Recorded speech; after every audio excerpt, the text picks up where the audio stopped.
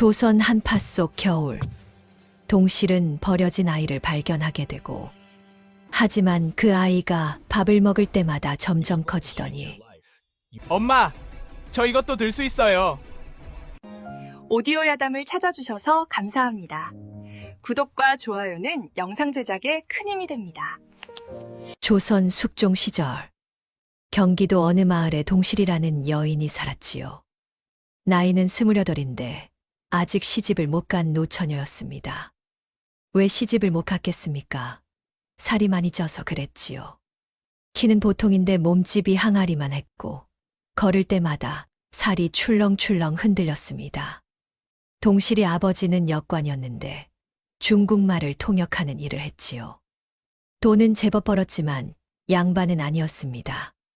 중인이라는 신분이었는데 양반보다는 낮고 상놈보다는 높은 그런 어정쩡한 자리였지요. 그래도 집은 기와집이었고 먹고 사는 데는 지장이 없었습니다. 하지만 동실이는 시집을 못 갔습니다.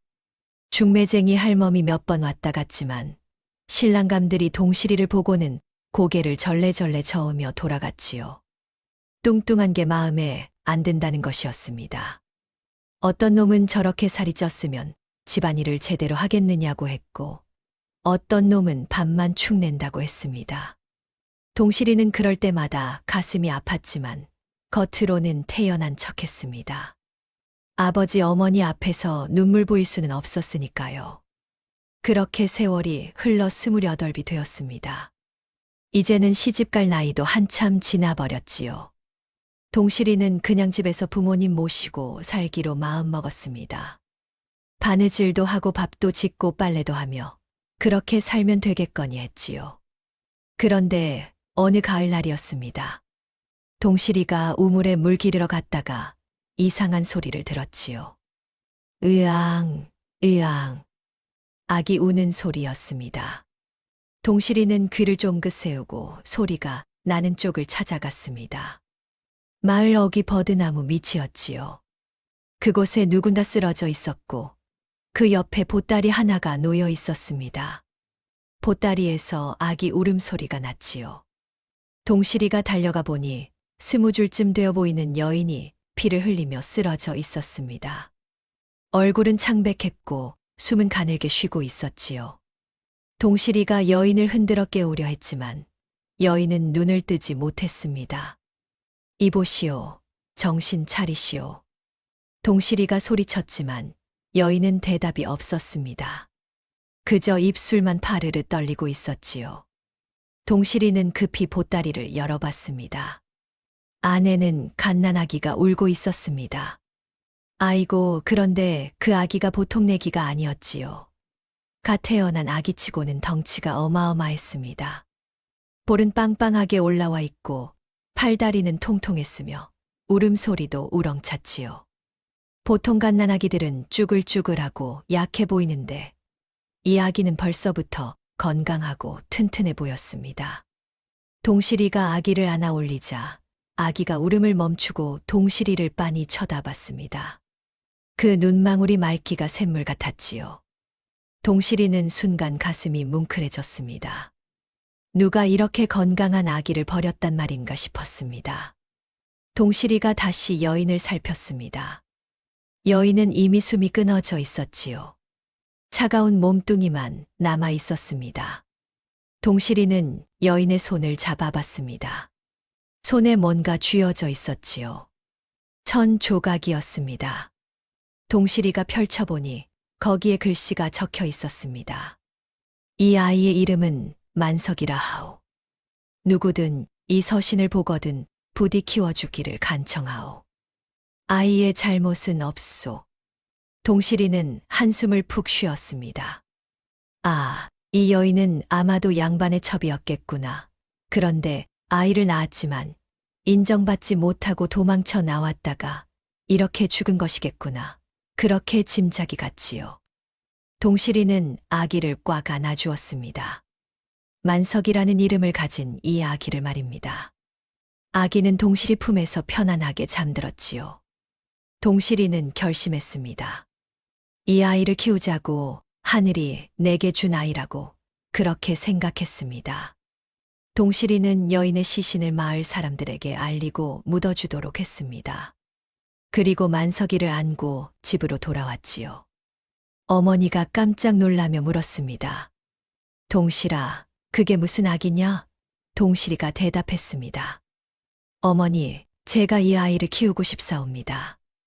어머니가 한숨을 쉬며 말했지요. 시집도 못 간 처녀가 무슨 아이를 키우느냐고 사람들이 뭐라 하겠느냐고 말했습니다. 하지만 동실이는 고집을 꺾지 않았습니다. 이 아이를 살려야겠다고, 내가 키우겠다고 우겼지요. 아버지도 처음에는 반대했습니다. 하지만 동실이가 워낙 간절히 부탁하니 결국 허락했지요. 어차피 시집도 못 갈 딸이니 아이라도 키우며 살라고 생각한 것입니다. 그렇게 동실이는 만석이를 키우기 시작했습니다. 만석이라는 이름이 참 좋았지요. 만석군처럼 부자가 되라는 뜻도 있고 돌처럼 튼튼하게 자라라는 뜻도 있었습니다. 그런데 마을 사람들이 수군거리기 시작했습니다. 저 동실이가 미쳤나 보네. 우물가에서 한 안악이 말했지요. 옆에 있던 다른 안악이 고개를 끄덕였습니다. 시집도 못 간 처녀가 무슨 아이를 키워. 또 다른 안악이 혀를 찼습니다. 뚱뚱한 노처녀가 악이라니 웃기는 일이야. 하지만 동실이는 아랑곳하지 않았습니다. 그저 만석이만 바라보며 웃었지요. 만석이는 정말로 잘 먹고 잘 자랐습니다. 젖을 먹일 수 없어서 미음을 쑤어 먹였는데 그걸 또 얼마나 잘 먹는지 모릅니다. 한 그릇을 다 비우고는 또 달라고 울었지요. 동실이는 기뻐서 계속 먹였습니다. 석 달이 지나자 만석이는 벌써 돌진한 아이만큼 컸습니다. 볼은 빵빵했고 팔다리는 통통했으며 웃을 때는 눈이 초승달처럼 휘었지요. 동실이는 만석이를 안고 다니며 행복해했습니다. 하지만 마을 사람들은 여전히 비웃었습니다. 저작거리를 지나갈 때마다 사람들이 수군거렸지요. 저것 봐라, 애미나 자식이나 뚱보 천지가 아닌가. 한 안악이 손가락질하며 말했습니다. 옆에 있던 할멈이 키득거렸지요. 어쩌면 저리 똑같이 살이 쪘는고. 그런 말들이 동실이 귀에 들렸지만 동실이는 참았습니다. 그저 만석이만 잘 키우면 된다고 그렇게 생각했지요. 1년이 지났습니다. 만석이는 이제 혼자서도 걸어 다녔습니다. 아니, 걸어 다니는 정도가 아니라 뛰어다녔지요. 마당을 이리저리 뛰어다니며 까르르 웃었습니다. 동실이는 그런 만석이를 보며 웃었지요. 그런데 만석이의 밥 먹는 양이 점점 늘어났습니다. 한 그릇, 두 그릇, 세 그릇을 먹어치웠지요. 동실이는 품팔이를 해서 돈을 벌었고 그 돈으로 쌀을 사다가 밥을 지어 만석이에게 먹였습니다. 자기는 죽을 쑤어 먹으면서도 만석이에게는 꼭 밥을 먹였지요. 마을 사람들은 그런 동실이를 보며 또 수군거렸습니다. 한 남정네가 코웃음을 쳤지요. 저 아이가 먹는 거 좀 보게. 밥통이 따로 없네. 옆에 있던 다른 사내가 고개를 저었습니다. 동실이 저 아이 먹이느라 곧 거지 되겠어. 하지만 동실이는 개의치 않았습니다. 만석이가 건강하게 자라는 것만으로도 행복했으니까요. 밤이 되면 만석이를 재우고 자는 얼굴을 한참 바라보곤 했습니다. 통통한 볼, 길쭉한 속눈썹, 작은 입술, 모든 게 사랑스러웠지요. 동실이는 속으로 다짐했습니다. 이 아이를 잘 키워서 세상에 떳떳한 사람으로 만들겠다고 그렇게 생각했습니다. 비록 사람들이 비웃고 손가락질해도 동실이는 포기하지 않을 것이었습니다. 1년이 지나고 2년이 지나고 3년이 흘렀지요. 만석이는 무럭무럭 자랐습니다. 아니, 무럭무럭 정도가 아니라 쑥쑥 자랐지요. 5살이 되었을 때는 벌써 10살 아이만큼 컸고 힘도 어른 못지 않았습니다. 하지만 그만큼 먹는 양도 어마어마했습니다. 아침에 밥 3그릇, 점심에 밥 4그릇, 저녁에 밥 5그릇을 먹어치웠지요.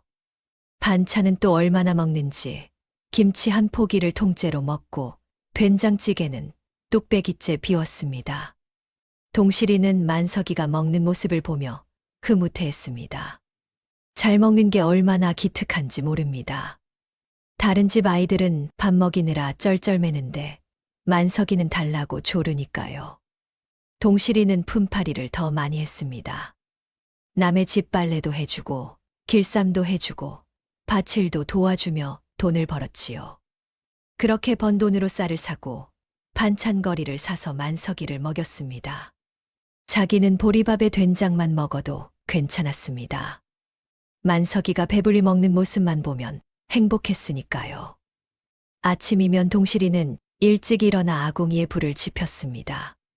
소태쌀을 안치고 밥을 지었지요. 밥이 뜸들 때쯤이면 만석이가 코를 벌름거리며 일어났습니다.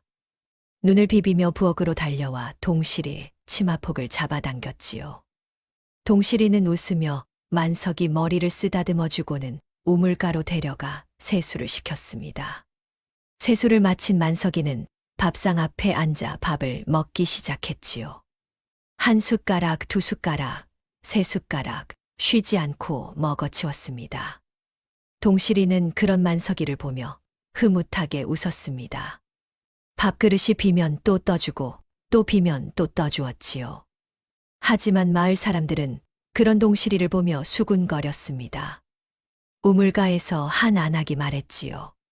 저 집 애미나 자식이나 하루 종일 밥만 축내는구먼. 옆에 있던 다른 안악이 고개를 끄덕이며 맞장구 쳤습니다. 뚱뚱한 것들끼리 모여 사니 보기도 흉해. 동실이는 그 말을 들었지만 아무렇지 않은 척했습니다. 빨래를 탁탁 두드리며 노래를 흥얼거렸지요. 하지만 가슴 한쪽은 아팠습니다. 그래도 참았습니다. 만석이를 위해서라면 뭐든 할 수 있었으니까요.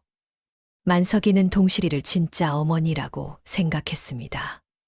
다른 어머니는 몰랐지요.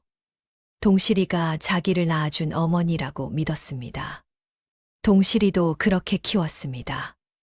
만석이에게 주운 아이라는 말은 한 번도 하지 않았지요. 밤이 되면 동실이는 만석이를 재웠습니다. 이불을 덮어주고 머리를 쓰다듬어주며 자장가를 불러주었지요. 만석이는 동실이 품에 안겨 스르르 잠이 들었습니다. 동실이는 그런 만석이를 한참 바라보곤 했습니다. 이 아이가 내 배 아파 낳은 자식은 아니지만 이제는 내 자식이나 다름없구나. 동실이는 그렇게 생각했습니다. 만석이를 처음 안았던 그날부터 동실이는 진짜 어머니가 되었던 것이지요. 4년이 흘렀습니다. 만석이는 이제 5살이 되었습니다. 몸집은 10살 아이만큼 컸고 힘은 어른 못지않았지요. 어느 날 만석이가 마당에서 놀고 있었습니다. 그런데 장독대에 놓인 장독이 눈에 띄었지요. 만석이가 장독을 들어 올리려고 했습니다.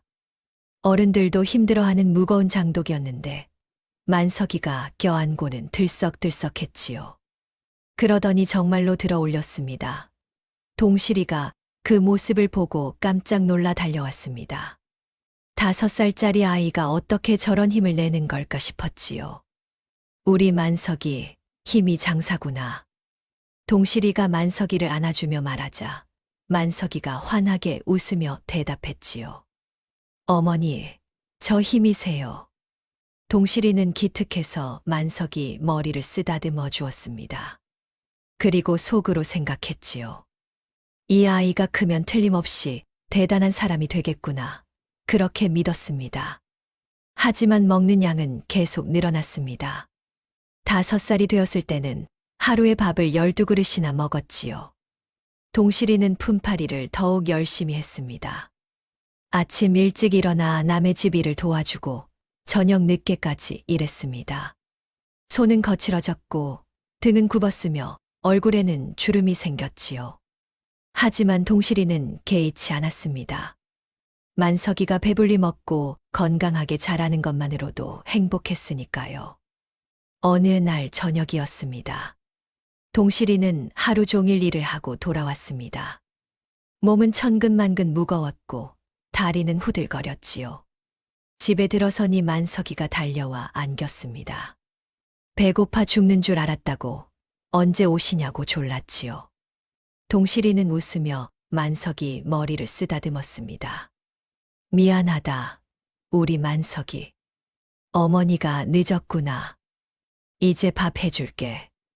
동실이는 피곤한 몸을 이끌고 부엌으로 갔습니다. 아궁이에 불을 지피고 밥을 지었지요. 만석이는 부엌 밖에서 기다리며 코를 벌름거렸습니다.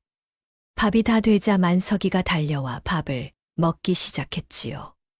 한 그릇, 두 그릇, 세 그릇을 순식간에 비웠습니다. 동실이는 자기 밥그릇을 들여다봤습니다. 보리밥에 된장만 올려져 있었지요. 반찬은 모두 만석이에게 주었습니다. 하지만 동실이는 행복했습니다. 만석이가 잘 먹는 모습을 보는 것만으로도 배가 불렀으니까요. 밤이 되면 동실이는 만석이를 재우고 홀로 마루에 앉아 하늘을 바라보곤 했습니다. 별이 총총히 박혀 있었고 달은 환했지요. 동실이는 속으로 중얼거렸습니다. 만석이 어미여, 당신이 하늘에서 보고 계시다면 안심하시오. 이 동실이가 만석이를 잘 키우고 있소. 걱정 마시고 편히 쉬시오. 동실이는 만석이를 낳아준 그 여인을 생각했습니다. 죽어가면서도 아이를 부탁했던 그 여인 말입니다. 동실이는 그 여인과의 약속을 지키고 있었지요. 만석이를 잘 키워서 떳떳한 사람으로 만들겠다는 약속 말입니다. 마을 사람들은 여전히 수군거렸습니다. 저자거리를 지나갈 때마다 손가락질을 했지요. 하지만 동실이는 이제 신경 쓰지 않았습니다. 만석이가 건강하고 행복하면 그것으로 충분했으니까요. 그렇게 또 1년이 흘렀습니다. 만석이는 6살이 되었습니다. 이제는 마을 12살 아이들만큼 컸고 힘은 어른보다 셌지요. 동실이는 그런 만석이를 보며 생각했습니다. 이 아이가 크면 틀림없이 대단한 일을 해낼 것이다. 그렇게 믿었습니다. 그렇게 또 4년이 흘렀습니다. 만석이는 이제 10살이 되었지요. 10살이라고는 하지만 몸집은 이미 15살 청년만큼 컸습니다. 키는 동실이보다 훨씬 컸고 어깨는 넓었으며 팔뚝은 어른 남정네만큼 굵었지요. 얼굴은 해맑았지만 몸은 이미 장정이었습니다. 만석이는 마을 아이들과 자주 어울려 놀았습니다. 술래잡기도 하고 연도 날리고 팽이도 쳤지요. 하지만 아이들은 만석이를 조금 무서워했습니다. 덩치가 너무 크고 힘이 세서 말입니다. 어느 여름날이었습니다. 마을 아이들이 정자나무 그늘 아래 모여 놀고 있었지요. 더운 날씨에 아이들은 땀을 뻘뻘 흘리며 장난을 쳤습니다. 그런데 한 아이가 씨름이나 하자고 소리쳤습니다. 아이들이 좋다며 환호성을 질렀지요. 씨름은 마을 아이들이 제일 좋아하는 놀이였습니다. 힘도 쓰고 재미도 있고 이기면 으스대기도 좋았으니까요. 아이들은 둘씩 짝을 지어 씨름을 시작했습니다. 모래바닥에 동그란 줄을 긋고 그 안에서 삿발을 잡고 겨뤘지요. 한 아이가 넘어지면 구경하던 아이들이 와 소리를 질렀습니다. 만석이는 그걸 구경만 하고 있었습니다. 자기가 나서면 다칠까봐 조심했던 것이지요. 하지만 아이들이 만석이를 불러 같이 하자고 졸랐습니다. 할 수 없이 만석이가 나섰지요. 상대는 마을에서 제일 힘센 12살 아이였습니다. 그 아이는 만석이를 보며 코웃음을 쳤지요. 뚱보 주제에 씨름을 하냐고 자기가 한 번에 넘어뜨려 주겠다고 큰 소리 쳤습니다. 두 아이가 삿발을 잡았습니다. 만석이는 조심스럽게 힘을 주었지요. 너무 세게 하면 상대가 다칠까봐 걱정했습니다. 하지만 상대 아이는 온 힘을 다해 만석이를 밀어붙였습니다. 그런데 이게 어찌 된 일입니까? 만석이는 꿈쩍도 하지 않았습니다. 마치 바위에 뿌리를 내린 나무처럼 꼼짝도 안 했지요. 상대 아이는 얼굴이 빨개지도록 힘을 주었지만 만석이는 미동도 하지 않았습니다. 만석이가 살짝 힘을 주자 상대 아이가 휙 들려 올라갔습니다. 그리고 쿵 하고 모래바닥에 넘어졌지요. 구경하던 아이들이 입을 떡 벌렸습니다. 만석이는 당황해서 급히 상대 아이를 일으켜 세우며 다친 데 없느냐고 물었습니다. 상대 아이는 멍한 얼굴로 만석이를 바라보다가 고개를 절레절레 저었습니다. 힘이 장사라고 도저히 이길 수 없다고 인정했지요. 그 후로 마을 아이들은 만석이와 씨름하기를 꺼렸습니다. 이길 수가 없었으니까요. 만석이는 혼자서만 구경하곤 했지요. 하지만 소문은 금방 퍼졌습니다. 마을 어른들 사이에 만석이 이야기가 돌았지요. 저 동실이네 아이가 힘이 어마어마하다고 10살짜리가 12살을 한 번에 넘어뜨렸다고들 수군거렸습니다. 마을 사람들은 만석이를 다시 보기 시작했습니다. 뚱뚱하다고만 놀리던 아이가 알고 보니 힘이 장사였던 것이지요. 그러던 어느 날이었습니다. 마을에 떠돌이 씨름꾼 하나가 나타났지요. 나이는 50줄쯤 되어 보였고 얼굴은 구릿빛이었으며 몸은 우람했습니다. 그 씨름꾼은 마을 정자나무 아래에서 쉬고 있었지요. 만석이가 그 옆을 지나가는데 씨름꾼이 만석이를 불러 세웠습니다. 이봐, 꼬마. 내가 만석이냐? 만석이가 고개를 끄덕이자 씨름꾼이 웃으며 말했지요. 내 소문을 들었다고 10살에 12살을 이겼다는 소문 말이라고 했습니다. 만석이는 부끄러워하며 고개를 숙였습니다. 씨름꾼이 만석이를 이리저리 살폈습니다. 어깨를 만져보고 팔뚝을 주물러보고 다리를 두드려 봤지요.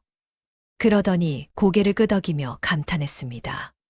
40년 넘게 씨름판을 돌아다녔지만 이런 아이는 처음 본다고 천부적 재능이라고 말했지요.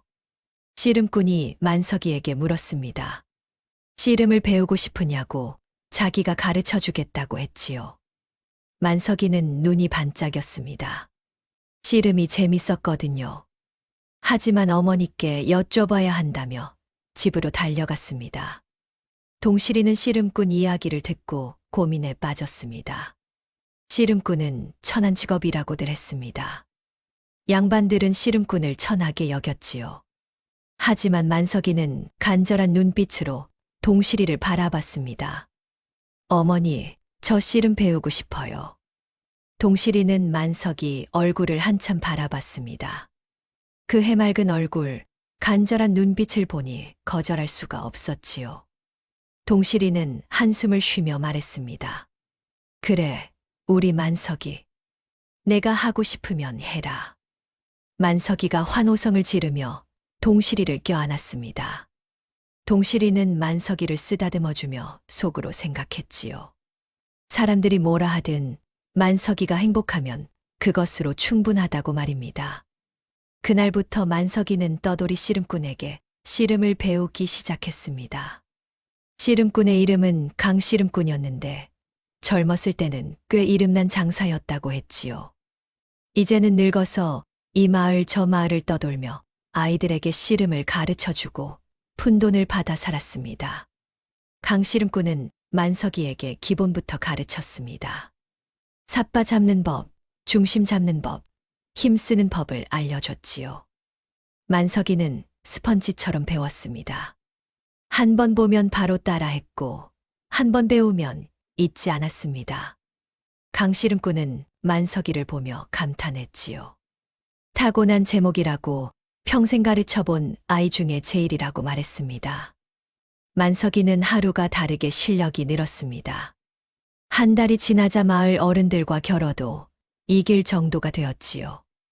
2달이 지나자 동네 장정들도 만석이를 당해내지 못했습니다. 동실이는 그런 만석이를 보며 뿌듯해했습니다.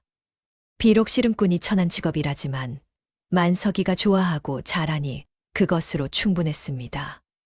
동실이는 강씨름꾼에게 밥을 지어주고 푼돈도 쥐어주며 고마움을 표했지요. 3달이 지났을 때였습니다. 강씨름꾼이 동실이를 찾아왔습니다. 그리고 조심스럽게 말했지요. 이제 자기가 가르칠 게 없다고 만석이는 이미 자기 실력을 넘어섰다고 말했습니다. 이 아이는 큰 인물이 될 겁니다. 한양에 가서 큰 대회에 나가면 틀림없이 천하장사가 될 것입니다. 강씨름꾼은 그 말을 남기고 마을을 떠났습니다. 동실이는 만석이를 안아주며 말했지요. 잘했다고 자랑스럽다고 그렇게 말했습니다. 만석이는 그 후로도 혼자 연습을 계속했습니다. 마당에 모래를 갈아놓고 나무 기둥을 상대 삼아 삿발을 잡고 연습했지요. 동실이는 그런 만석이를 보며 생각했습니다. 이 아이가 크면 정말로 대단한 사람이 되겠구나. 그렇게 믿었습니다. 만석이가 15살이 되었을 때였습니다. 이제 만석이는 완전히 어른 장정이 되어 있었지요. 키는 7척이 넘었고 어깨는 문짝만큼 넓었으며 팔뚝은 통나무처럼 굵었습니다. 얼굴은 여전히 해맑았지만 몸은 이미 장사였지요.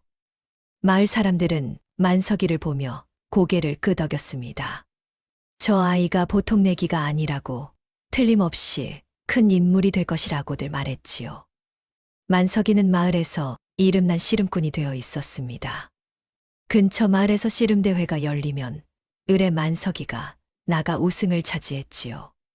상품으로 받은 황소도 있고 쌀도 있고 무명도 있었습니다. 동실이는 그런 만석이가 자랑스러웠지요.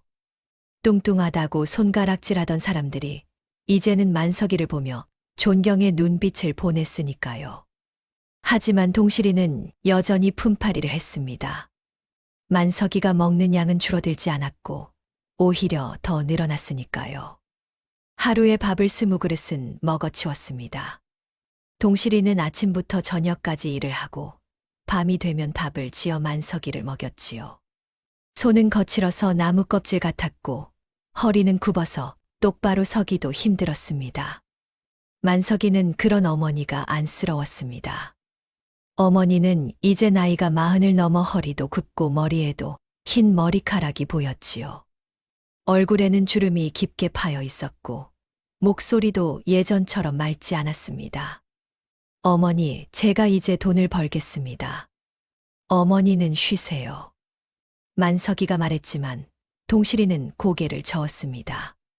아니다, 우리 만석이. 너는 씨름 연습이나 열심히 해라. 어머니는 괜찮다. 동실이는 만석이가 큰 대회에 나가길 바랐습니다. 한양에서 열리는 단호 씨름대회 말입니다. 그곳에서 이기면 천하장사라는 칭호를 받고 임금께 벼슬도 받을 수 있다고 했지요. 동실이는 만석이가 그렇게 되길 간절히 바랐습니다. 그러면 사람들이 만석이를 인정할 것이고 더 이상 뚱뚱하다고 놀리지도 않을 것이었지요. 그러던 어느 가을날이었습니다. 마을에 낯선 양반 하나가 나타났지요. 나이는 50줄쯤 되어 보였고 도포를 입었으며 갓을 썼습니다.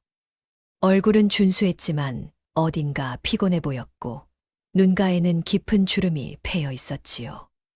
그 양반은 마을 어귀에서 한참을 서성이더니 이장댁으로 향했습니다.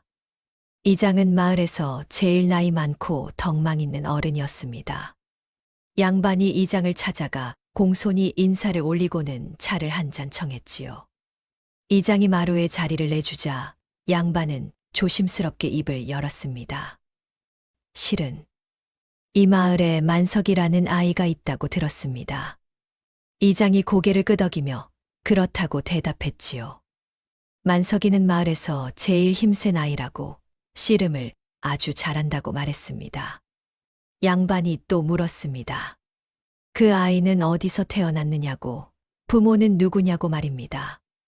이장은 고개를 갸웃하며 대답했습니다. 만석이는 동실이가 주어서 키운 아이라고 15년 전에 버드나무 밑에서 주웠다고 말했습니다. 당시 여인 하나가 죽어 있었고 그 옆에 갓난아기가 있었다고 했지요. 동실이가 그 아기를 걷어 키웠다고 말했습니다. 양반의 얼굴이 굳어졌습니다. 손이 파르르 떨렸고 입술이 새하얗게 질렸지요. 한참을 아무 말도 못하고 있다가 가까스로 입을 열었습니다. 혹시 그때 여인이 무언가 남긴 게 있었느냐고 서신이나 표식 같은 것 말입니다. 이장이 고개를 끄덕였습니다. 서신이 있었다고 아이 이름이 만석이라고 적혀 있었다고 말했지요. 양반은 더 이상 참지 못하고 눈물을 흘렸습니다. 그렇구나. 그 아이가 맞구나. 내 아들이 살아있었구나. 그렇게 중얼거렸지요. 이장은 조용히 차를 따라주며 기다렸습니다.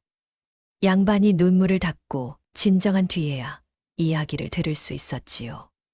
양반의 이름은 박진사였습니다. 15년 전 박진사에게는 첩이 하나 있었는데 아들을 낳았다고 했습니다. 하지만 정실 부인이 질투가 심해서 첩과 아이를 내쫓았다고 말했지요. 박진사는 막으려 했지만 정실 부인 집안이 세도가라 어쩔 수 없었다고 했습니다. 첩은 아이를 안고 집을 나갔고 박진사는 사람을 보내 찾았지만 찾지 못했다고 말했지요. 세월이 흐르는 동안 박진사는 줄곧 아들을 찾았지만 소식이 없었습니다. 그러다가 최근에 이 마을에 힘센 아이가 있다는 소문을 들었고 혹시나 하는 마음에 찾아왔다고 했습니다. 이장은 한숨을 쉬었습니다. 그 사연을 듣고 나니 안타까운 마음이 들었지요. 하지만 동시에 걱정도 되었습니다.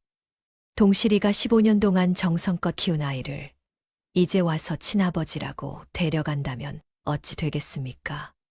박진사는 며칠 동안 마을에 머물렀습니다. 마을 주막의 방을 잡고 멀찍이서 만석이를 지켜봤지요. 만석이가 마당에서 씨름 연습을 하는 모습, 어머니를 대하는 모습, 마을 사람들과 어울리는 모습을 모두 봤습니다. 만석이는 효자였습니다. 어머니가 무거운 짐을 들면 달려가 대신 들어주었고 어머니가 아프면 밤새 간호했지요. 박진사는 그런 모습을 보며 눈물을 흘렸습니다. 내가 키웠다면 저렇게 훌륭한 아이로 자랐을까? 그런 생각이 들었지요. 며칠 뒤 박진사는 조용히 마을을 떠났습니다. 만석이에게 다가가지 않았습니다. 이미 만석이는 동실의 아들이었고 자기가 나서서 그 관계를 망칠 수는 없다고 생각했지요. 하지만 소문은 금방 퍼졌습니다. 마을 사람들이 수군거렸지요. 저 양반이 만석이 친아버지라고 만석이를 찾으러 왔다고 말했습니다. 저 양반이 만석이 아비래. 우물가에서 한 안악이 말했지요. 옆에 있던 다른 안악이 고개를 끄덕이며 거들었습니다. 15년 만에 나타나다니 염치도 없지. 동실이는 그 소문을 듣고 가슴이 철렁했습니다. 만석이를 빼앗기는 건 아닐까 그런 걱정이 들었지요. 하지만 만석이에게는 말하지 않았습니다. 만석이가 혼란스러워할까 봐 걱정했던 것입니다. 한 달쯤 지났을 때였습니다. 만석이가 지역 씨름대회에 나갔는데 그곳에서 우승을 차지했지요. 구경꾼들이 환호성을 질렀고 만석이는 상품으로 황소 한 마리를 받았습니다. 만석이는 기뻐하며 어머니께 드리려고 황소를 끌고 집으로 향했지요. 그런데 구경꾼 사이에 박진사가 서 있었습니다. 만석이를 빤히 바라보고 있었지요. 만석이는 그 시선을 느꼈지만 누군지 몰랐습니다. 그저 낯선 양반이 자기를 보고 있다고만 생각했지요. 대회가 끝나고 집으로 돌아가는 길이었습니다. 만석이는 황소를 끌고 가고 있었지요. 해가 뉘엿뉘엿 지고 있었고 바람이 선선하게 불었습니다. 그런데 뒤에서 누군가 따라오는 소리가 들렸습니다. 만석이가 돌아보니 박진사가 서 있었습니다. 만석이라고 했나? 박진사가 조심스럽게 물었습니다. 만석이가 고개를 끄덕이자 박진사가 또 물었지요. 내 어머니는 동실이냐고, 동실이가 너를 키웠느냐고 물었습니다. 만석이는 이상하다는 생각이 들었지만 그렇다고 대답했지요. 박진사는 한참을 만석이를 바라봤습니다. 눈에 눈물이 고였지만 참았습니다. 그러더니 고개를 끄덕이고는 돌아섰지요. 아무 말도 하지 않았습니다. 만석이는 고개를 갸웃하며 집으로 돌아갔습니다. 집에 도착해서 동실이에게 그 이야기를 했습니다. 낯선 양반이 자기를 보고 이상한 질문을 했다고 말했지요. 동실이는 얼굴이 하얗게 질렸습니다. 아, 그 양반이 다시 나타났구나. 만석이를 찾고 있구나. 그렇게 짐작이 갔지요. 동실이는 밤새 잠을 이루지 못했습니다. 만석이를 빼앗기면 어쩌나 그런 걱정에 가슴이 답답했지요. 만석이는 자기가 키운 아이였습니다. 15년 동안 밥 먹이고 옷 입히고 재우며 키운 아이였지요. 이제 와서 친아버지라고 나타나 데려간다면 동실이는 어떻게 살아가야 할까요? 며칠이 또 지났습니다. 박진사는 나타나지 않았습니다. 하지만 동실이는 불안했습니다. 마을 사람들 사이에서는 소문이 계속 돌았고 동실이는 그 소문을 들을 때마다 가슴이 철렁했지요. 만석이는 그런 어머니를 보며 걱정했습니다. 요즘 어머니가 자주 한숨을 쉬고 밤에 잠도 잘 못 주무시는 것 같았지요. 만석이가 물어봤지만 동실이는 괜찮다고만 했습니다. 그렇게 불안한 날들이 계속되었습니다. 제5장 위기, 진실을 알다. 석 달이 흘렀습니다. 박진사는 다시 나타나지 않았고 마을의 소문도 조금씩 잠잠해졌지요. 동실이는 조금씩 안심하기 시작했습니다. 아마 그 양반이 포기하고 돌아간 것이겠거니 생각했지요. 만석이는 여전히 씨름 연습에 열중했고 동실이는 품팔이를 하며 만석이를 뒷바라지했습니다. 만석이는 이제 16이 되었습니다. 몸은 더욱 우람해졌고 힘은 더욱 세졌지요. 근처 마을에서는 만석이를 당할 자가 없었습니다. 사람들은 만석이를 보며 말했지요. 내년 단오에 한양대회에 나가면 틀림없이 천하장사가 될 것이라고 말입니다. 동실이는 그 말을 들으며 흐뭇해했습니다. 만석이가 천하장사가 되면 사람들이 더 이상 뚱뚱하다고 놀리지 않을 것이었지요. 오히려 존경받을 것이었습니다. 동실이는 그날을 손꼽아 기다렸습니다. 그러던 어느 봄날이었습니다. 마을에 장날이 서는 날이었지요. 사람들이 장터에 모여들었고 온갖 물건들이 팔렸습니다. 곡식도 있고 생선도 있고 옷감도 있었지요. 만석이도 동실이와 함께 장에 나갔습니다. 동실이가 필요한 물건을 사러 가는 길이었지요. 장터는 북적거렸습니다.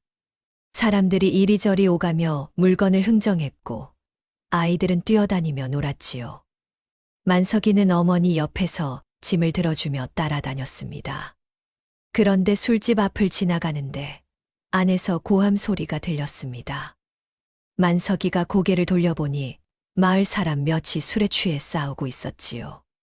그중 한 명이 만석이를 보더니 소리쳤습니다. 저기 만석이 온다. 양반 자식 만석이. 만석이는 멈춰 섰습니다. 양반 자식이라니 무슨 소리인가 싶었지요. 술 취한 사람이 비틀거리며 만석이에게 다가왔습니다. 내가 동실이 자식도 아니면서 큰 소리치고 다니지. 내 친아비는 양반이라며. 만석이는 귀를 의심했습니다. 자기가 동실이 자식이 아니라고, 친아버지가 따로 있다고. 그게 무슨 말인가 싶었지요. 동실이가 황급히 만석이를 끌며 말했습니다. 만석아, 저 사람 술 취했다. 신경 쓰지 마라. 하지만 만석이는 동실이 손을 뿌리치고 그 사람에게 다가갔습니다. 그리고 물었지요. 무슨 소리요? 제가 어머니 자식이 아니라니? 술 취한 사람이 헛웃음을 치며 말했습니다. 내가 모르고 있었느냐고. 마을 사람들은 다 안다고. 너는 동실이가 주워서 키운 아이라고 말했지요. 15년 전에 버드나무 밑에서 주웠다고. 친어미는 죽었고 친아비는 양반이라고 떠들어댔습니다. 만석이는 머리를 망치로 얻어맞은 것 같았습니다. 온몸이 굳어버렸고 귀에서는 윙윙 소리가 났지요. 주변 사람들이 수군거리는 소리가 들렸습니다. 그렇다고 만석이는 주운 아이라고 모두가 아는 사실이라고 말하는 소리였습니다. 만석이는 동실이를 돌아봤습니다. 동실이는 고개를 숙이고 서 있었지요. 눈에는 눈물이 그렁그렁 맺혀 있었고 입술을 깨물고 있었습니다. 만석이는 그 모습을 보고 알았습니다. 사실이구나. 내가 정말로 주운 아이였구나. 그렇게 깨달았지요. 만석이는 아무 말 없이 집으로 향했습니다.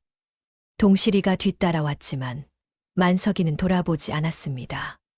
집에 도착하자마자 만석이는 방으로 들어가 문을 닫았지요. 동실이는 문 밖에서 훌쩍이며 울었습니다. 만석아, 미안하다. 어머니가 미안하다. 하지만 만석이는 대답하지 않았습니다. 방 안에 앉아 멍하니 벽만 바라보고 있었지요. 머릿속이 복잡했습니다. 자기가 주운 아이였다니, 친어머니가 따로 있었다니, 친아버지가 양반이라니, 모든 게 믿기지 않았습니다. 그날 밤, 만석이는 밥도 먹지 않고 방에만 있었습니다. 동실이가 문 밖에 밥을 갖다 놓았지만 만석이는 손도 대지 않았지요. 동실이는 마루에 앉아 밤새 눈물을 흘렸습니다. 이틀이 지났습니다. 만석이는 여전히 방에서 나오지 않았고 밥도 먹지 않았지요. 동실이는 걱정이 태산 같았습니다. 이러다 만석이가 병이라도 나면 어쩌나 싶었지요. 사흘째 되는 날 아침이었습니다. 만석이가 방문을 열고 나왔습니다. 얼굴은 수척해져 있었고 눈은 충혈되어 있었지요. 하지만 표정은 차분했습니다. 동실이는 만석이를 보자마자 눈물을 흘리며 무릎을 꿇었습니다. 만석아, 어머니가 잘못했다. 미리 말했어야 했는데 너를 잃을까봐 무서워서. 만석이는 동실이를 일으켜 세웠습니다. 그리고 조용히 말했지요. 어머니, 제게 이야기해 주세요. 제가 누구인지, 어떻게 여기 오게 된 건지 모두 말씀해 주세요. 동실이는 고개를 끄덕였습니다. 그리고 15년 전 그날의 이야기를 시작했지요. 버드나무 밑에서 죽어가는 여인을 발견한 일, 갓난아기를 안았던 일, 서신에 만석이라는 이름이 적혀 있던 일, 그리고 그 아이를 키우기로 결심했던 일을 모두 말했습니다. 동실이는 눈물을 흘리며 말했습니다. 자기가 낳은 자식은 아니지만 만석이를 키우면서 진짜 자식처럼 여겼다고, 만석이가 자기 인생의 전부였다고 말했지요. 만석이를 잃으면 자기는 살 수 없을 것 같다고 말했습니다. 만석이는 동실이 이야기를 끝까지 들었습니다. 그리고 한참 동안 말이 없었지요. 동실이는 떨리는 마음으로 만석이를 바라봤습니다. 만석이가 자기를 떠날까봐, 친아버지를 찾아갈까봐 무서웠습니다. 만석이는 천천히 입을 열었습니다. 어머니. 동실이는 눈물을 뚝뚝 흘리며 만석이를 바라봤지요. 만석이가 계속 말했습니다. 어머니께서 저를 낳지는 않으셨습니다. 하지만 저를 키워주셨습니다. 만석이는 동실이 손을 잡았습니다. 그 거칠고 마른 손, 15년 동안 자기를 위해 일한 그 손을 꽉 잡았지요. 어머니께서는 저를 위해 품팔이를 하셨고, 당신은 죽을 드시면서 저에게는 밥을 먹이셨습니다. 당신은 추우실 때도 저에게 이불을 주셨고, 아프실 때도 저를 돌봐주셨습니다. 만석이 눈에서도 눈물이 흘러내렸습니다. 저를 낳아주신 분은 따로 계실지 모릅니다. 하지만 저를 키워주신 분은 어머니밖에 없습니다. 어머니는 제 진짜 어머니이십니다. 동실이는 와락 만석이를 껴안고 목 놓아 울었습니다. 만석이도 어머니를 안고 울었지요. 두 사람은 한참을 그렇게 울었습니다. 울음을 그치고 난 뒤 만석이가 물었습니다. 어머니, 그 양반이 제 친아버지입니까? 동실이가 고개를 끄덕였습니다. 며칠 전 마을에 온 박진사가 만석이 친아버지일 것이라고, 하지만 그 양반은 아무 말도 하지 않고 떠났다고 말했지요. 만석이는 한참을 생각했습니다. 그러더니 말했지요. 어머니, 저는 그 양반을 만나고 싶지 않습니다. 제 아버지는 없습니다. 저에게는 어머니만 계십니다. 동실이는 만석이를 꽉 안아주었습니다. 고맙다고, 정말 고맙다고 말했지요. 만석이도 어머니를 안아주며 다짐했습니다. 어머니를 평생 모시고 살겠다고, 어머니께 효도하겠다고 속으로 다짐했습니다. 그날 저녁 두 사람은 오랜만에 함께 밥을 먹었습니다. 만석이는 밥을 20그릇이나 먹어치웠지요. 동실이는 그런 만석이를 보며 웃었습니다. 다 괜찮아졌구나. 우리 만석이가 돌아왔구나. 그렇게 생각했습니다. 하지만 마음 한구석에는 여전히 불안함이 남아 있었습니다. 박진사가 다시 나타나면 어쩌나, 만석이를 데려가려 하면 어쩌나, 그런 걱정이 떠나지 않았지요.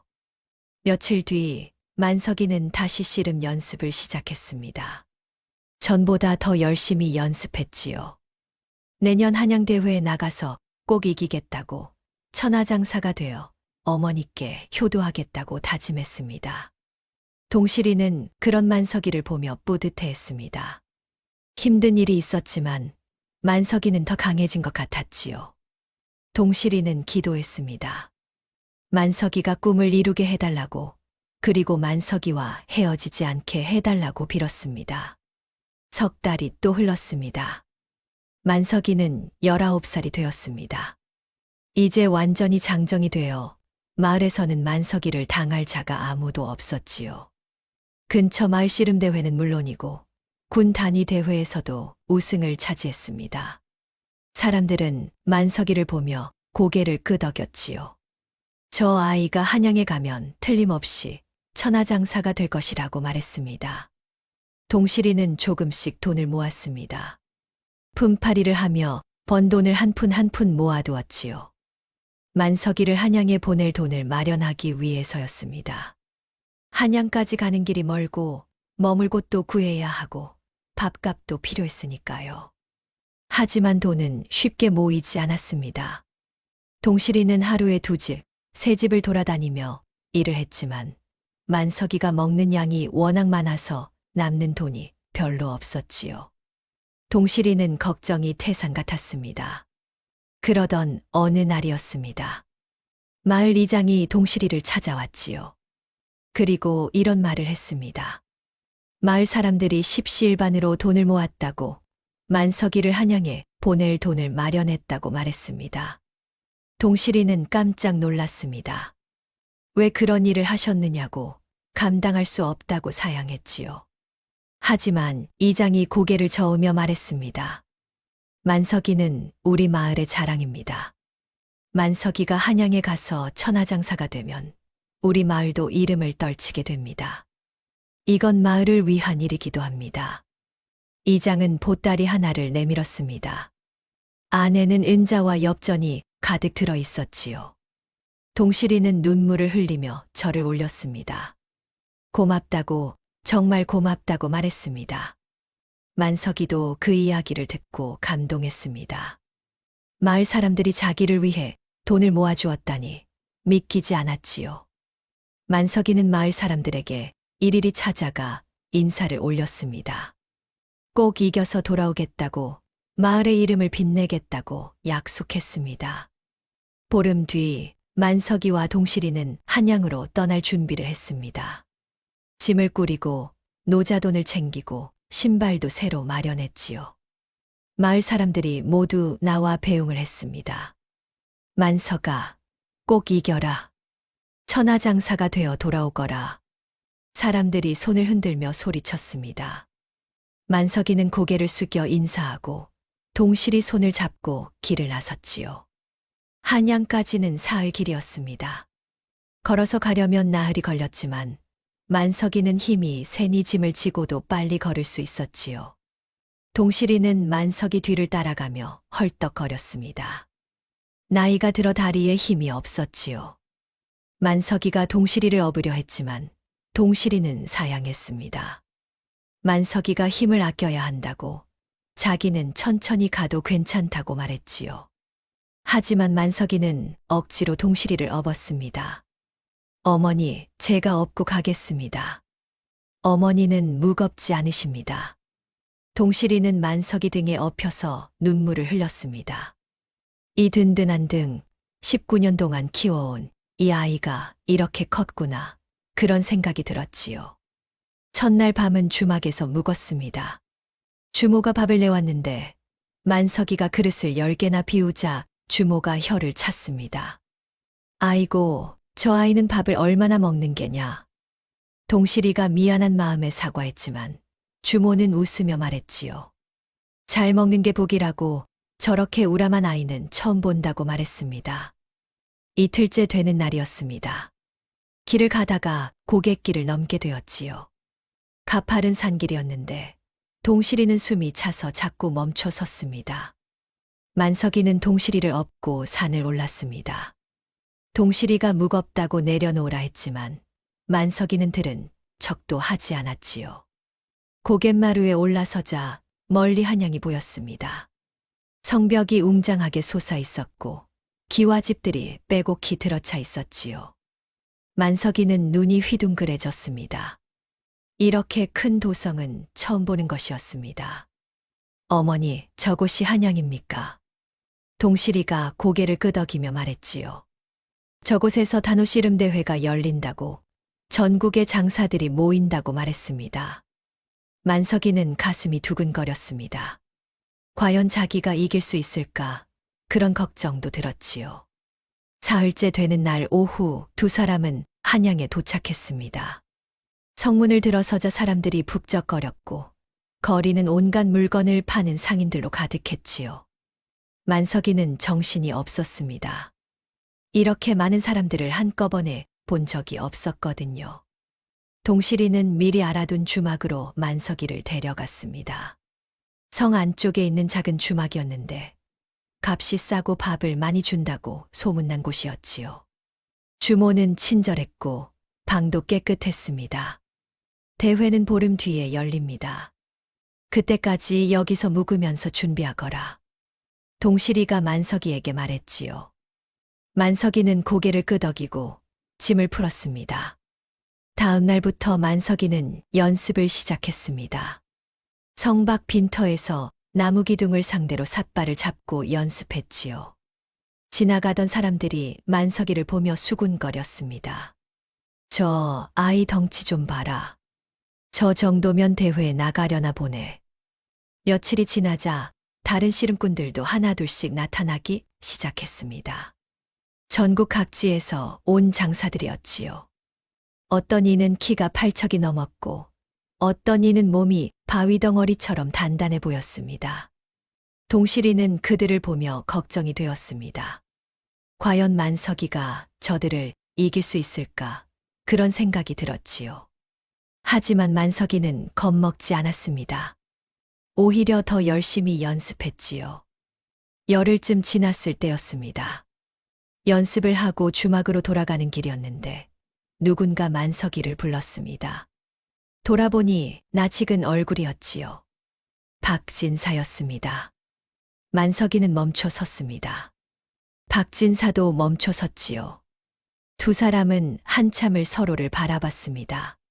박진사가 먼저 입을 열었습니다. 만석아, 나를 기억하느냐? 만석이는 고개를 끄덕였습니다. 몇 달 전 마을에서 봤던 그 양반, 자기 친아버지라는 그 양반을 기억했지요. 박진사가 조심스럽게 다가왔습니다. 나는 너의 아비다. 만석이는 아무 대꾸도 하지 않았습니다. 그저 박진사를 빤히 바라봤지요. 박진사가 계속 말했습니다. 15년 전 일을 후회한다고, 미안하다고, 지금이라도 아들로 인정하고 싶다고 말했습니다. 만석이는 잠시 생각하다가 입을 열었습니다. 나으리, 저에게는 어머니가 계십니다. 박진사의 얼굴이 굳어졌습니다. 만석이가 계속 말했지요. 저를 낳아주신 분은 나으리일지 모릅니다. 하지만 저를 키워주신 분은 동실 어머니이십니다. 저는 동실 어머니의 아들입니다. 박진사는 고개를 숙였습니다. 한참을 아무 말도 하지 못하다가 가까스로 입을 열었지요. 그래, 내 말이 옳다. 내가 늦었구나. 박진사는 품에서 주머니 하나를 꺼냈습니다. 은자가 가득 든 주머니였지요. 이것이라도 받아라. 대회 준비하는 데 쓰거라. 하지만 만석이는 고개를 저었습니다. 필요 없다고, 마을 사람들이 도와주셨다고, 그것으로 충분하다고 말했지요. 박진사는 쓸쓸하게 웃으며 주머니를 도로 넣었습니다. 그렇다면 대회에서 이기기를 바란다. 내가 지켜보고 있겠다. 박진사는 그 말을 남기고 떠났습니다.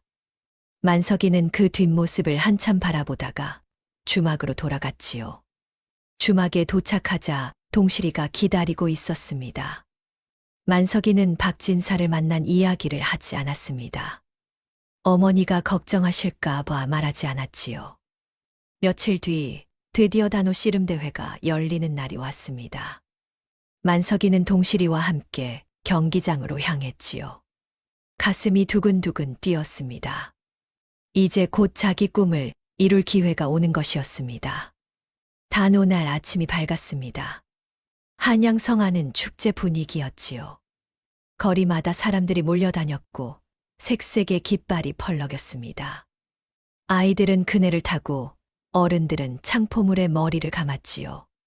하지만 무엇보다 사람들이 기다리는 것은 씨름대회였습니다. 경기장은 궁궐 근처 넓은 마당이었습니다. 사방에 관람석이 마련되어 있었고 한쪽에는 임금이 앉으실 높은 자리가 있었지요. 경기장 한가운데는 동그란 모래판이 깔려 있었고 그 주변으로 수백 명의 구경꾼이 모여들었습니다. 만석이는 동실이와 함께 경기장에 도착했습니다. 이미 다른 씨름꾼들이 와 있었지요. 모두 우람한 체격에 자신감 넘치는 얼굴들이었습니다. 어떤 이는 키가 8척이 넘었고 어떤 이는 허리둘레가 소나무만큼 굵었지요. 동실이는 그들을 보며 걱정이 되었습니다. 만석이가 저들을 이길 수 있을까? 혹시 다치지는 않을까? 그런 걱정이 들었지요. 하지만 만석이는 태연했습니다. 오히려 동실이 손을 잡아주며 걱정 마시라고 꼭 이기겠다고 말했습니다. 얼마 뒤 나팔 소리가 울렸습니다. 대회가 시작된다는 신호였지요. 관리 하나가 나와서 규칙을 설명했습니다. 토너먼트 방식으로 진행되며 삿발을 잡고 상대를 먼저 넘어뜨리는 사람이 이긴다고 말했습니다. 최종 우승자에게는 임금께서 직접 상을 내리신다고 덧붙였지요. 첫 경기가 시작되었습니다. 만석이는 8번째 순서였지요. 앞의 경기들을 보며 상대들의 기술을 관찰했습니다. 모두 일가견이 있는 장사들이었지요. 빠른 발놀림으로 이기는 자도 있었고 힘으로 밀어붙이는 자도 있었습니다. 드디어 만석이 차례가 왔습니다. 상대는 충청도에서 온 장사였는데 키가 크고 팔이 긴 사람이었지요. 그 장사는 만석이를 보더니 코웃음을 쳤습니다. 뚱보 하나 왔다고 이건 쉽겠다고 속으로 생각했지요. 하지만 그 생각은 곧 후회로 바뀌었습니다. 두 사람이 삿발을 잡자마자 만석이가 살짝 힘을 주었습니다. 상대 장사가 휙 들려 올라가더니 쿵 하고 모래바닥에 떨어졌지요. 불과 3초도 안 걸렸습니다. 구경꾼들이 와하고 탄성을 질렀습니다. 이렇게 빨리 끝난 경기는 처음 보는 것이었지요. 상대 장사는 멍한 얼굴로 일어나 고개를 절레절레 저으며 물러났습니다. 이 경기부터 만석이는 주목받기 시작했습니다. 사람들이 만석이를 가리키며 수군거렸지요. 저 뚱뚱한 아이가 무시무시한 힘을 가졌다고 우승 후보라고 말했습니다. 두 번째 경기도 금방 끝났습니다. 상대는 경상도에서 온 장사였는데 만석이가 한 번 밀어붙이자 그대로 넘어졌지요. 세 번째, 네 번째 경기도 마찬가지였습니다. 만석이는 모든 상대를 쉽게 이겼습니다. 준결승전이 되었을 때 경기장은 만석이 이야기로 가득했습니다. 저 아이가 우승할 것이라고, 천하장사가 될 것이라고들 말했지요. 동실이는 관람석에서 눈물을 흘리며 만석이를 지켜봤습니다. 준결승 상대는 함경도에서 온 장사였습니다. 키는 7척 반이 넘었고 몸은 바위처럼 단단해 보였지요. 그 장사는 지금까지 모든 상대를 힘으로 짓눌러 이겨왔습니다. 두 사람이 삿발을 잡았습니다. 이번에는 쉽지 않았지요. 함경도 장사가 온 힘을 다해 만석이를 밀어붙였습니다. 만석이도 버텼지요. 두 사람은 한참 동안 밀고 당기기를 반복했습니다. 구경꾼들이 숨죽이며 지켜봤습니다. 땀이 비 오듯 쏟아졌고 두 사람 모두 얼굴이 벌겋게 달아올랐지요. 그때였습니다. 만석이가 순간적으로 중심을 낮추고 상대를 들어 올렸습니다. 함경도 장사가 공중으로 떠올랐다가 쿵 하고 떨어졌지요. 구경꾼들이 환호성을 질렀습니다.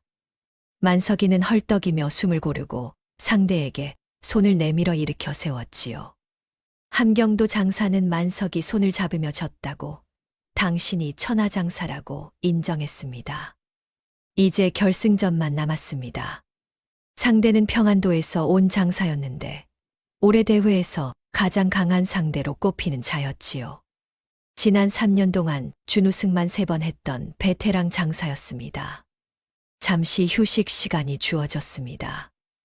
만석이는 동실이에게로 갔지요. 동실이가 물 한 바가지를 떠다 주며 걱정스럽게 물었습니다. 괜찮겠느냐고, 다치지는 않았느냐고 말했지요. 만석이가 웃으며 괜찮다고, 꼭 이기고 오겠다고 대답했습니다. 드디어 결승전이 시작되었습니다. 임금께서도 자리에 앉으셨고 수천 명의 구경꾼이 숨죽이며 지켜봤지요. 만석이와 평안도 장사가 마주 섰습니다. 평안도 장사는 노련했습니다. 바로 힘을 쓰지 않고 만석이를 이리저리 끌고 다니며 체력을 소모시켰지요. 만석이는 그 전략을 알아챘지만 상대의 기술이 워낙 뛰어나 쉽게 공격할 수 없었습니다. 한식경이 지났습니다. 두 사람 모두 땀범벅이 되었고 숨이 거칠어졌지요. 구경꾼들은 손에 땀을 쥐고 지켜봤습니다. 이렇게 팽팽한 경기는 처음이었지요. 만석이는 어머니를 생각했습니다. 19년 동안 자기를 키우며 고생하신 어머니, 자기를 위해 모든 것을 바치신 어머니를 생각했지요. 어머니를 위해서라도 이겨야 했습니다. 만석이는 마음을 가다듬었습니다. 그리고 강씨름꾼이 가르쳐준 기술을 떠올렸지요. 상대의 중심을 흔들고 순간적으로 힘을 폭발시키는 기술 말입니다. 만석이는 천천히 움직였습니다. 평안도 장사가 밀어붙이는 순간 만석이가 살짝 옆으로 비켰지요. 평안도 장사가 중심을 잃는 순간 만석이가 온 힘을 다해 들어 올렸습니다. 평안도 장사가 공중으로 떠올랐습니다. 그리고 쿵 하고 모래바닥에 떨어졌지요. 경기가 끝났습니다. 잠시 침묵이 흘렀습니다. 그러다가 구경꾼 한 명이 소리를 질렀고 그 순간 경기장이 폭발했습니다. 수천 명의 구경꾼이 환호성을 질렀고 박수가 우레처럼 울렸지요. 만석이는 주저앉아 하늘을 올려다봤습니다. 해냈구나, 어머니를 위해 해냈구나, 그런 생각이 들었습니다. 동실이는 관람석에서 목 놓아 울었습니다. 옆에 있던 사람들이 동실이를 축하해 주었지요. 저 뚱뚱한 여인이 천하장사를 키웠다고, 대단하다고 말했습니다. 관리가 만석이를 임금 앞으로 인도했습니다. 만석이는 무릎을 꿇고 절을 올렸지요. 임금께서 만석이를 보시며 말씀하셨습니다. 과인이 경을 천하장사로 인정하노라. 경의 힘과 기술이 훌륭하였다. 임금께서는 관리에게 명하여 상을 내리셨습니다. 황소 10마리, 쌀 100석, 비단 50필, 그리고 은자 100냥이었지요. 만석이는 깊이 절을 올리며 감사하다고 아뢰었습니다. 임금께서 또 물으셨습니다. 경의 부모는 누구냐? 만석이가 대답했습니다. 전하, 소인의 어머니는 동실이옵니다. 저를 19년 동안 키워주신 분이옵니다. 임금께서 고개를 끄덕이시며 말씀하셨습니다. 그 어머니를 이리 모시도록 하라. 관리가 동실이를 임금 앞으로 모셨습니다. 동실이는 떨리는 몸으로 절을 올렸지요. 임금께서 동실이를 보시며 말씀하셨습니다. 경이 훌륭한 아들을 키웠구나. 과인이 경에게도 상을 내리겠노라. 임금께서는 동실이에게도 비단과 곡식을 하사하셨습니다. 동실이는 눈물을 흘리며 감사하다고 아뢰었지요. 경기장을 나서는데 박진사가 멀리서 지켜보고 있었습니다. 만석이와 눈이 마주쳤지요. 박진사는 고개를 숙여 인사했습니다. 만석이도 고개를 숙여 답례했지요. 박진사는 쓸쓸하게 웃으며 돌아섰습니다. 만석이는 동실이 손을 잡고 주막으로 돌아갔습니다. 동실이가 이제 집으로 돌아가자고 말했고, 만석이는 웃으며 고개를 끄덕였습니다. 두 사람은 서로를 껴안고 울었습니다. 오랜 세월의 고생이, 오늘의 영광이, 모든 것이 눈물로 쏟아져 나왔지요. 그로부터 2년이 흘렀습니다.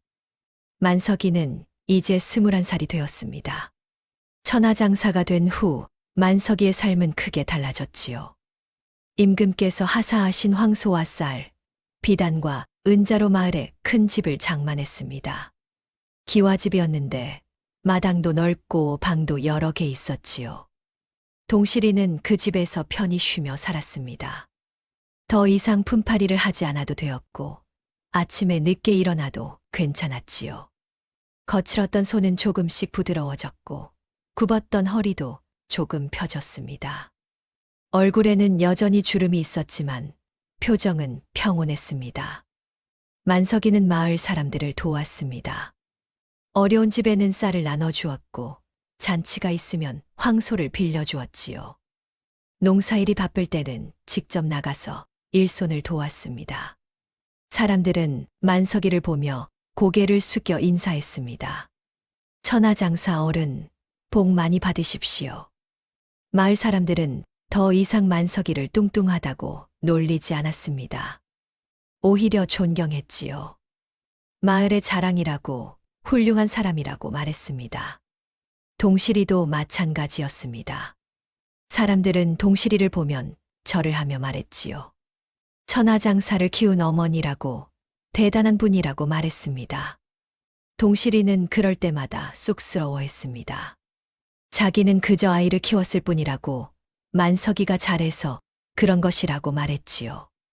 하지만 마음속으로는 뿌듯했습니다. 19년 동안의 고생이 헛되지 않았구나. 그런 생각이 들었습니다. 어느 봄날이었습니다.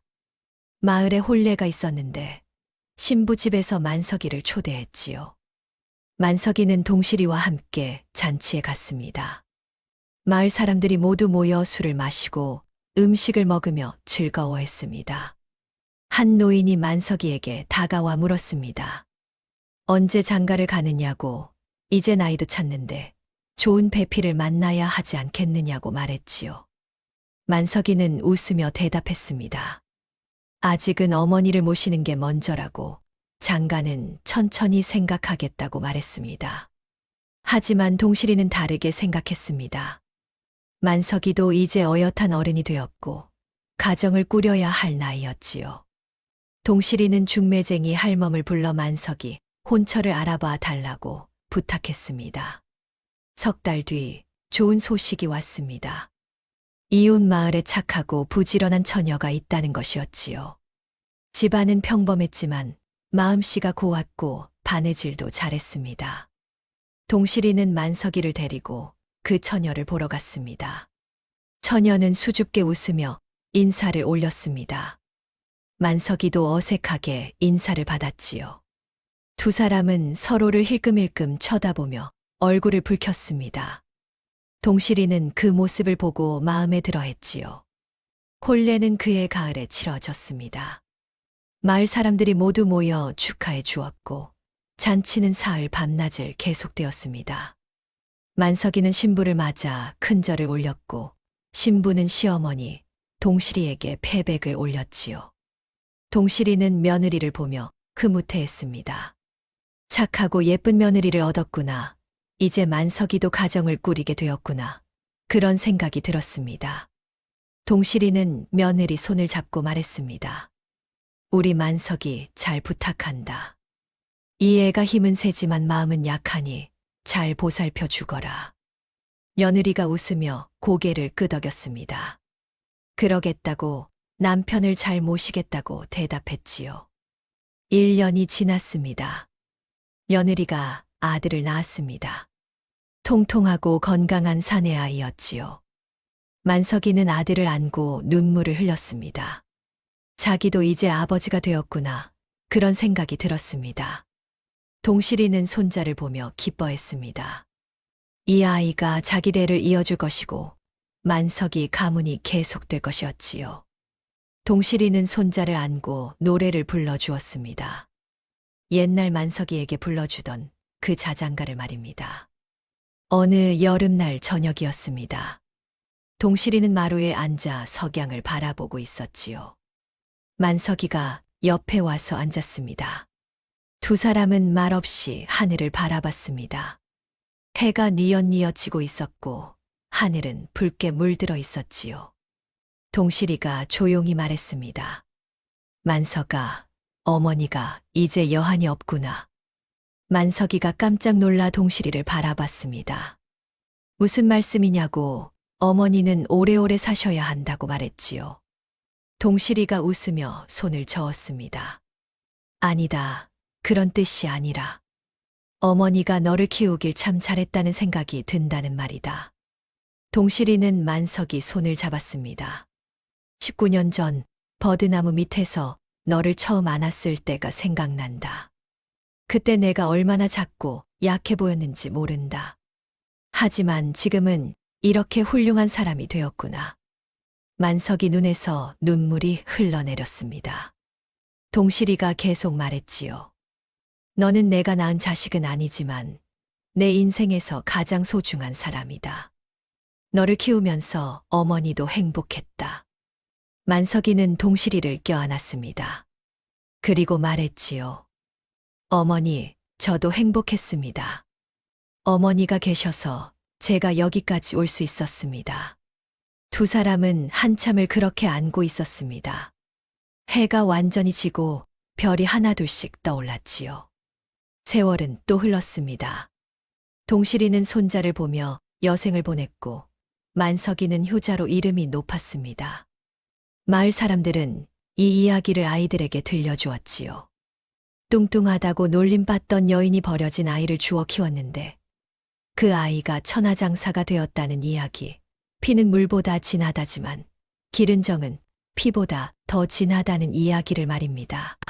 사람들은 이 이야기를 들으며 깨달았습니다.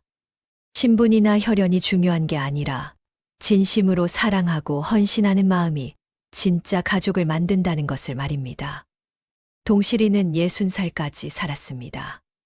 마지막 순간까지 만석이 손을 잡고 있었지요. 만석이는 어머니를 정성껏 모셨고 장례도 극진히 치렀습니다. 묘는 마을이 내려다 보이는 언덕에 썼고 비석에는 이렇게 새겼습니다. 천하장사 만석의 어머니 동실, 여기 잠들다. 만석이는 매일 아침 어머니 묘에 찾아가 절을 올렸습니다. 그리고 살아생전 어머니께 다 하지 못한 효도를 그렇게 갚아 나갔지요. 이것이 바로 뚱뚱한 동실이와 천하장사 만석이의 이야기였습니다. 150년이 지난 지금도 사람들은 이 이야기를 기억하며 말합니다. 진짜 가족은 피가 아니라 마음으로 만들어진다고 그렇게 말하며 전해 내려오고 있답니다.